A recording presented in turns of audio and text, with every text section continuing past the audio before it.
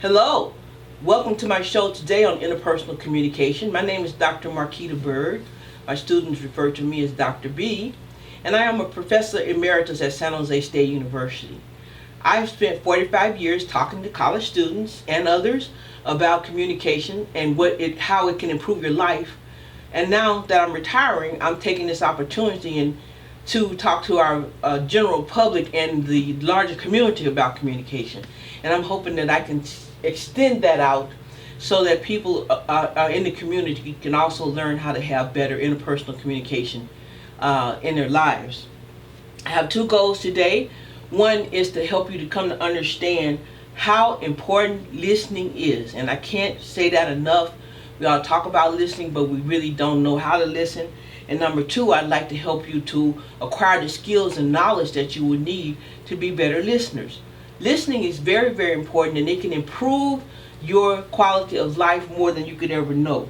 In my courses, my students say that the listening unit is the most profound unit in the course because once they start practicing it, it can improve their relationships. Now, most often in conversations, we spend time talking, and we talk more than we listen. In fact, when we're supposed to be listening, we're thinking about what we're going to say next when the person stops talking, which is not good listening. A central character in Star Trek, which is, if you know me well and my students take classes with me, say that they can't really understand Dr. Byrd and her lectures unless you know Star Trek. So one of the characters in Star Trek The Next Generation is called Guinan, who was played by Whoopi Goldberg. Guinan came from a whole race of listeners. They were called the El-Aryans, and Aryan comes from the word aural, meaning symbols that are heard. And so when you saw Guinan, for the most part, where was she? She was in the bar listening to people. And in fact, when they brought that character on, and that character would spend time when the counselor Troy was not there. We know the counseling is about listening, but Guinan would do her counseling from the bar. So listening is very important. It's so important because we learn most of what we know through listening. Can you believe it or not? Most Americans don't read one book a year. So those of us who are reading those books are reading for a lot of people. Most Americans don't read. We know they don't read newspapers anymore, but most Americans don't read the news on the internet anymore. They get their information from listening to other people talk. Some people will actually listen to the evening news, and I know my son, who is 44, I have to remember that, he gets his news from TikTok, believe it or not. And so sometimes when we're having discussions, he'll say, well, I learned this on TikTok.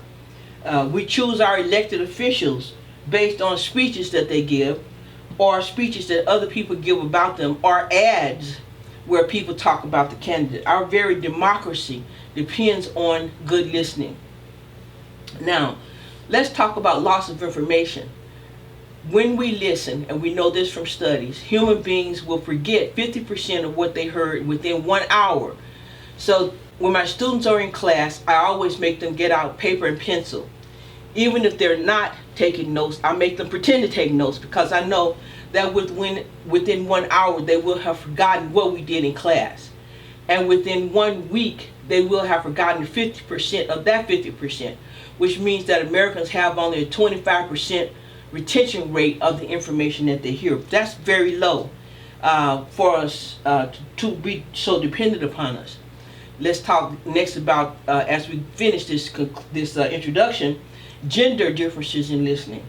Men are taught to listen for solutions so that they can give solutions. Women learn to listen to understand feelings. So I would suggest that men and women both learn to listen so that they can solve problems and understand feelings. I used to feel so frustrated with my dad. Sometimes I would want to talk to my dad about something that was going on at work or something that was going on in an interpersonal relationship.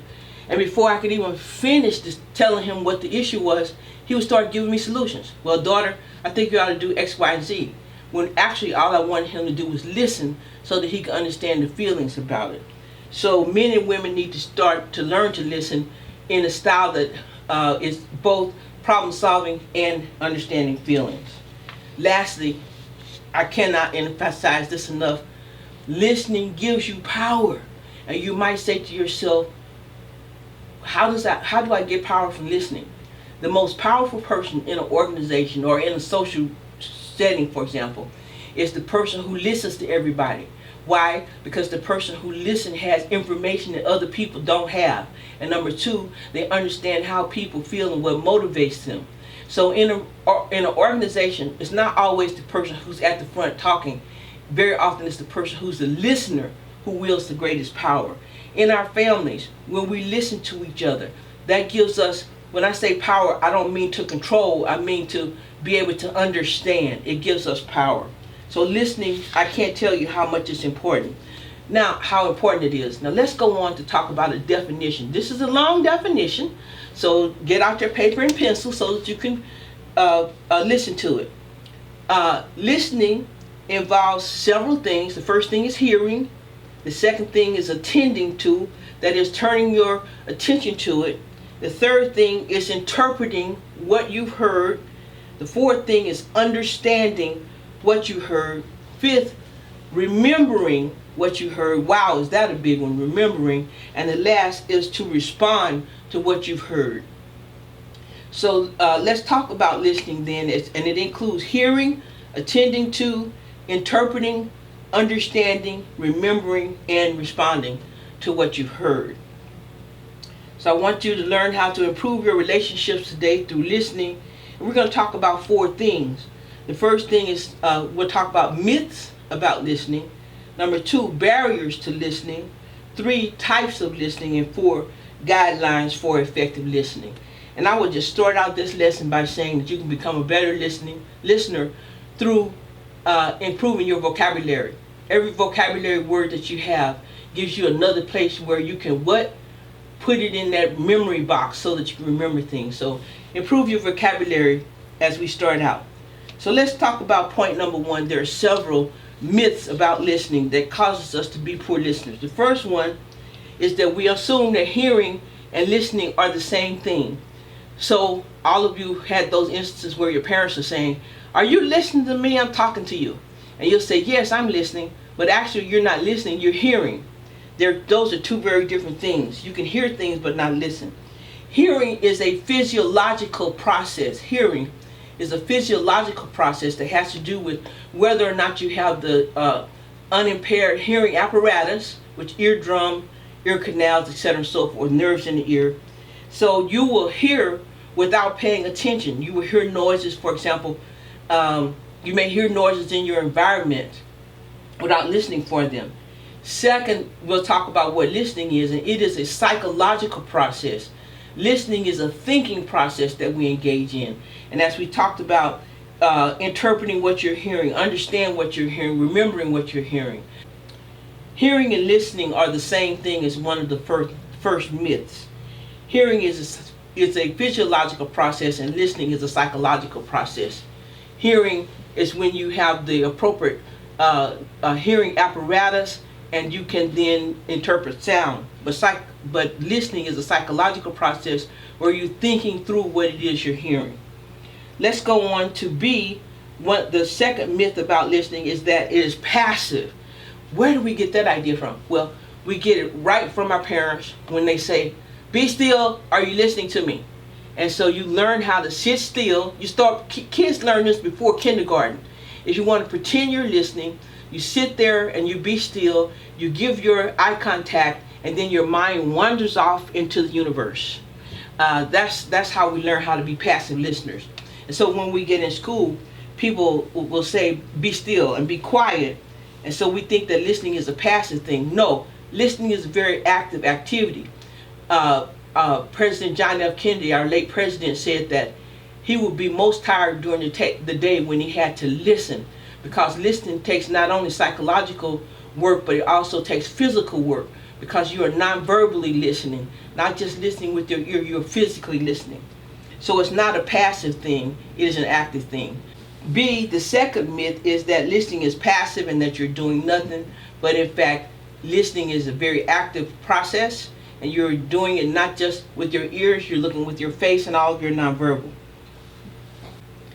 C, the third myth, is that everyone listens the same way. Sometimes in courses, I know not at my school, but in other schools, not in my classes, but some of the other teachers will be in a lecture and they'll get upset because people start asking questions that they think they've said clearly. The fact is that not everybody listens the same way. Number one, because we have different listening practices. Number two, we have different vocabularies. As I said, the larger your vocabulary, the better listener you are. But thirdly, people think in different ways. And so because they think in different ways, because they have different vocabularies and different listening practices, they don't listen the same way. So when you're speaking, you must always be ready to clarify, because people are not listening the same way. And if you give a talk and nobody asks questions, or nobody has questions about what you're doing, that probably means nobody was listening to you. So always be ready to answer questions and to clarify, because people don't listen the same way. Let's go on to point 2, and that is that there are barriers to effective listening. Barriers. Wow, the first one is information overload. And can we get information overload? Most of us are listening to something all day long. I start listening to the radio when I wake up, and I'm listening to ocean sounds when I go to sleep. We listen to the news, we listen to the radio, we listen to podcasts. People go around with little earbuds in their ears and they're listening all day long. So we can get what's called information overload. That means that you're getting so much information that you cannot process through it properly. And when you have information overload, you get fatigued. You get psychologically fatigued and emotionally fatigued and physically fatigued, and you can't listen anymore. So we get information overload. That's why we all need to have time by ourselves where we don't have anything on and we're relaxed and we're not listening, because we get information overload. We need to be aware of that. Some of my students will take 3 courses in one day. Now that may not sound like a lot for the person who doesn't go to college, but if you've been in school, you know that 3 courses in one day is a lot of information.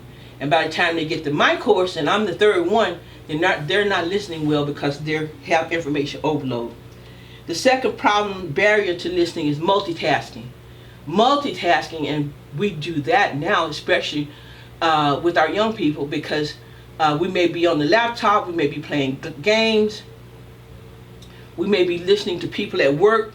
How many of you have been on Zoom, and while the Zoom is on, you're doing other things? Or you're supposed to be listening to a lecture from your professor and you're actually asleep. Multitasking. We allow our children to do their homework at the kitchen table while the television is on, while people are talking. Multitasking. People may tell you that they're listening and they're being just as effective, but they're not, because multitasking splits your attention and you're losing information, certainly when you're listening. A third problem is personal concerns. All right, so you say you want to talk to me, and you come to me and you want me to listen, but I'm more concerned about my own personal problems or my personal issues than when I'm listening to you. Or I'm listening to you so I can then tell you my personal story about what you're talking about. That is not effective listening. That's a barrier to listening. When you're being a good listener, then you are listening to the person and you're listening to what they're telling you, not thinking through what your problems are, what you're going to say next. Wow, here's a big one. Talking when you're listening. How often have you said, hey, can you listen to me for a moment? Or can you talk to me for a moment? The person may want you to listen, but you're so busy talking that you can't hear what they're saying. And that happens a great deal. Someone says, well, can you just listen to me for a moment? And you're busy talking. When you're talking, you're not listening. And so that gets in the way of you being an effective listener. Lag time. This is a kind of complicated one. Lag time is the difference between how fast people talk and how fast they can process information mentally. The average rate of speaking is 120 to 140 words per minute. 120 to 140 words per minute. Human beings have been known to process information up to 300 words a minute. That's a big difference between 140 to 300. So we have a lot of time when we're listening, because people talk at only 140 words per minute. Then we have all this time where we can think. Well, when we're thinking, then we let our minds wander to look what happened last week, or that, oh my God, I'm so tired, or what does that girl over there have on, or what does that guy have on. So we allow our minds to wander during that lag time. What you need to do to use that lag time effectively is to go over what you've heard, number one. Number two, try to associate what you heard with things that you've listened to before. So you need to use that time or summarize what you've listened to. So lag time, the difference between how fast people talk and how fast they can process information. The average amount of time speaking, the average number of words is 120 to 140 words per minute. Listening, people have been known to listen to and understand up to 300 words per minute. So we can think much faster than we can talk.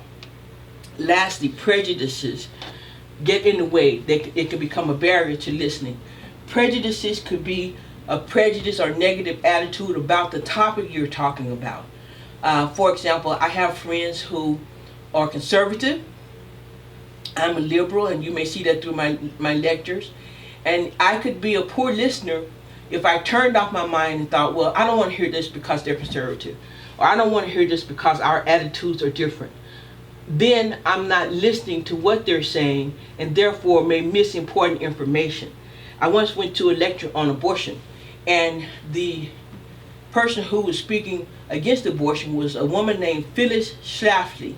And Phyllis Schlafly was the person who went to the Supreme Court on the original case on abortion. She was talking against abortion.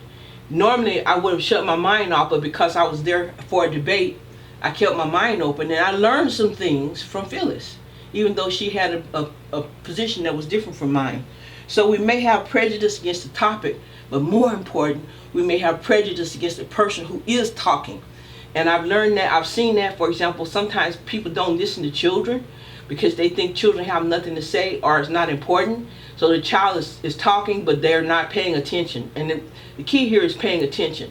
Or, for example, disabled persons. Very often people don't listen to disabled people because they think they have nothing to say. Prime example, in my family, my oldest son who is disabled, my father, kind of like he would come in the house and say, grandson, hello, how you doing? And that was it. So one holiday, I asked my dad to stay with my son while I went out of town for the day. And when I came back, my dad was all excited. Like, oh, wow, Henry and I, we had the greatest time. We talked, we laughed, we listened to music. And that was the first time my dad had ever listened to my son. And my son was in his 30s. He had never listened to him.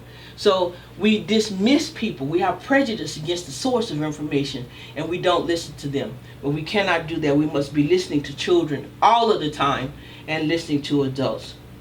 Number 3, listening varies according to your purpose.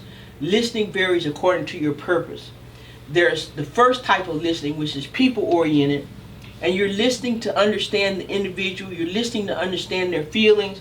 It's called empathetic listening. You are listening in order to understand how they feel and what they need. Point 3 has to do with listening varies according to your purpose. There are various types of listening, and therefore you need to think about why you are listening and what you want to do with the information.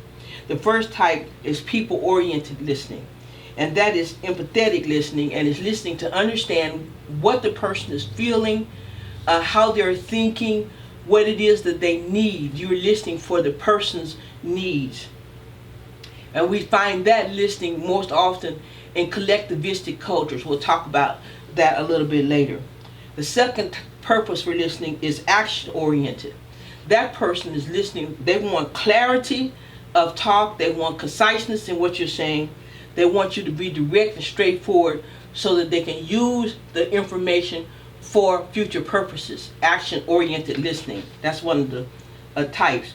And then there's content-oriented listening, where your person is listening to be intellectually challenged. For example, when I listen to Ancient Aliens on TV, I'm watching the show, but I'm also listening because I'm looking for intellectually challenging ideas.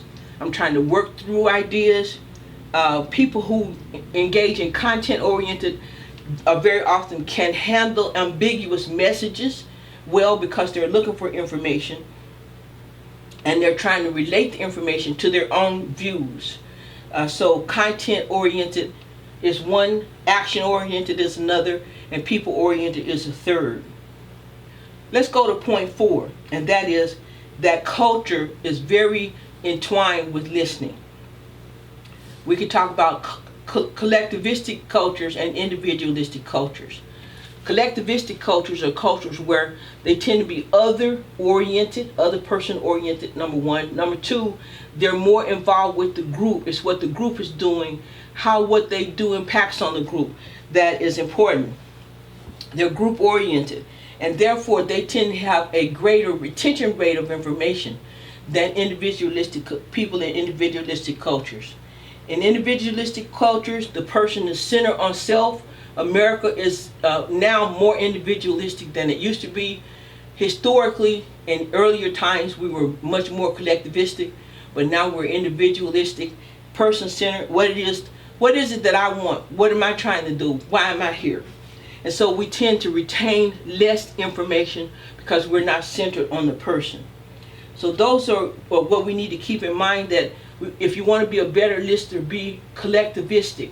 In other words, it's you and I in this action together, not just me trying to figure out what I want to do.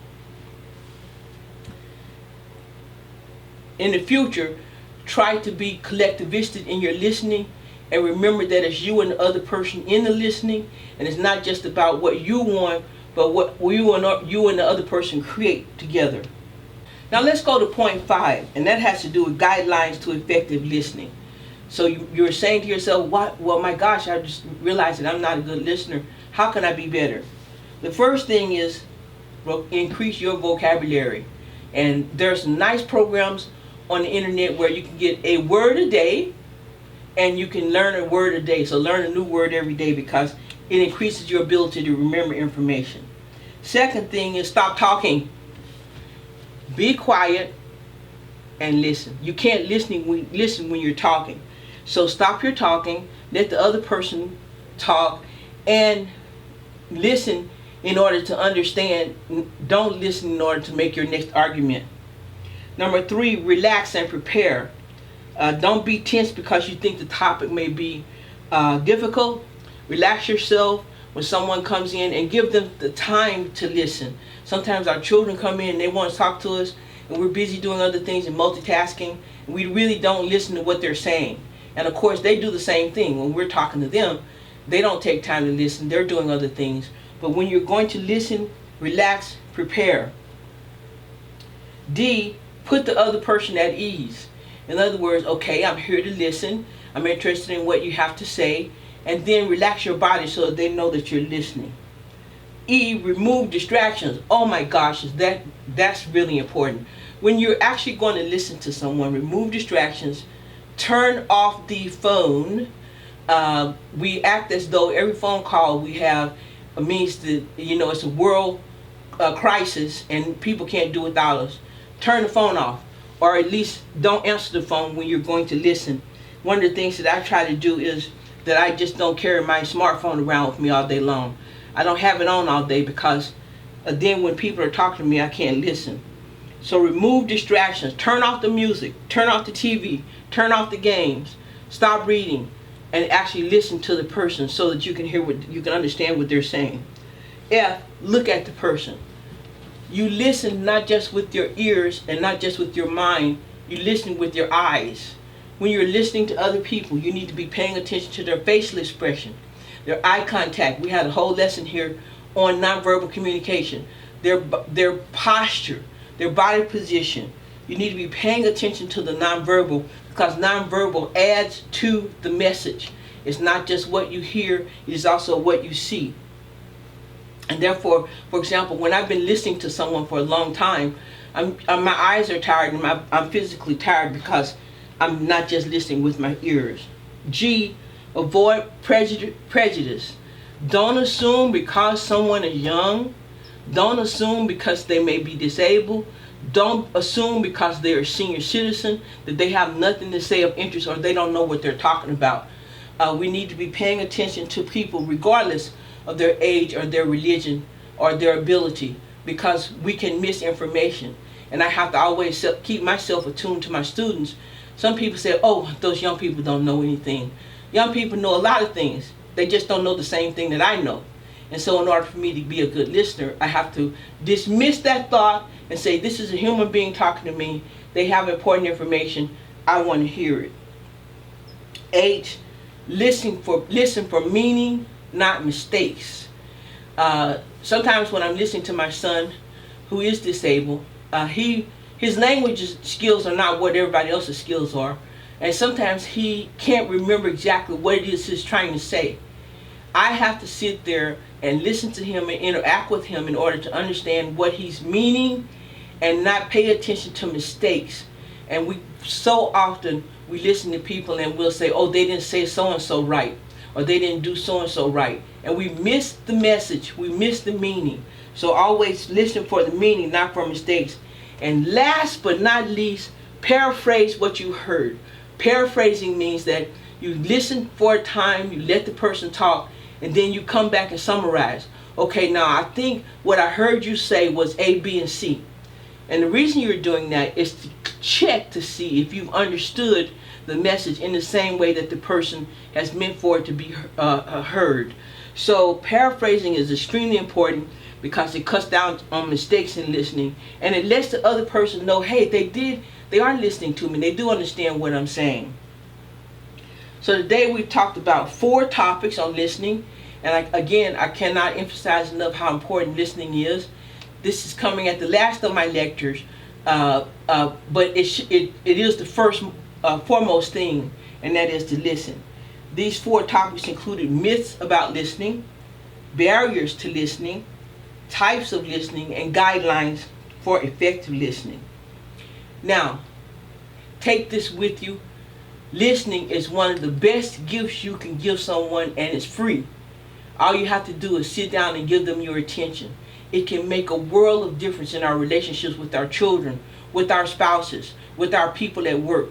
So listening is a gift. See that as a gift that you can bequeath to someone, and it's a free thing. Remember to listen more than talk. I will say that I had a great friend of mine who passed away this year, and her name was Miss T. Her greatest gift was listening. She never ever gave people things, ever. But she would give her time. And she would sit with you and listen to you for hours and listen to you talk about the same topics. But that was her gift to everyone that she knew.